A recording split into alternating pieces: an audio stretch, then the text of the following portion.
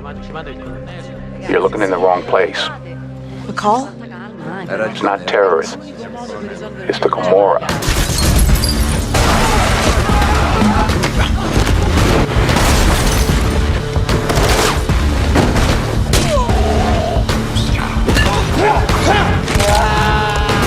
Be careful. Let me call you back in a minute.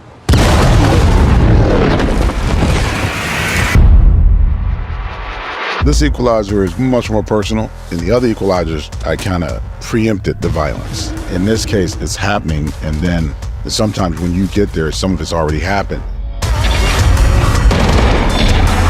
So you get to sit and see the violence happen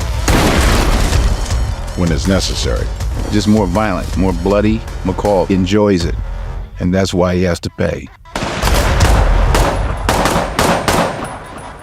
In terms of the kills, when you are setting out to thrill an audience, it's not about being bigger or louder. It's just about doing something a little smarter. Antoine had mentioned Liang Yang as a stunt coordinator for the movie, who primarily had fight coordinator credits before. Very intelligent, thoughtful, and creative. Liang is a talented stunt coordinator. He brings a lot of flair and a lot of care to it, a lot of passion.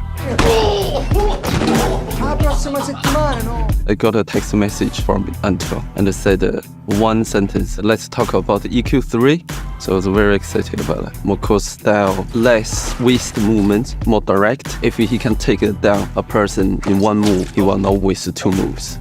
The Equalizer vision was always how a guy like McCall experiences violence and how he gets ahead of it. The Equalizer vision in this one, because it's personal, it's happening after the fact, as he thinks about the violence. So the audience doesn't know where it's going to come from. You see guys in the room, you're not sure how it's going to go down. You do see the eyes, but the flashbacks are going to be used more as hits. It's for McCall to think about what he's done. It's really the collaboration with where Antoine was at, what he had in mind, the way he wanted to do it. And then I have a great stunt double. Clay is another master. The spirit that he brings to the work is infectious, and I'm happy that he chooses to continue to work with me and make me look good. Denzel constantly surprises me because the environment changes. It's like an athlete. Each situation Denzel's in, he's so much in the situation, in the moment as that character, that there's times I'm discovering what he's going to do constantly. Take me. Just don't do it here.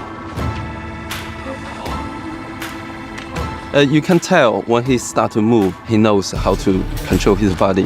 Like first the action sequence, and before he get injured, we already introduced that style because he done this for so many years. Antoine want to see McCall punish them more brutally and fast. The second action sequence in the alleyway, how he take down McCall's guns. Weapons from the bad guys.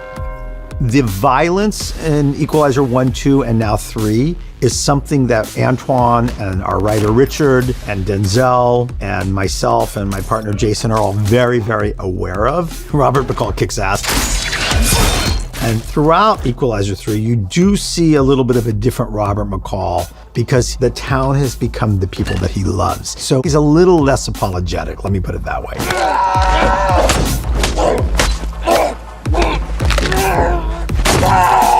I will create the whole sequence, the structure first, and then team come together to chip in the idea to fill in all the movements.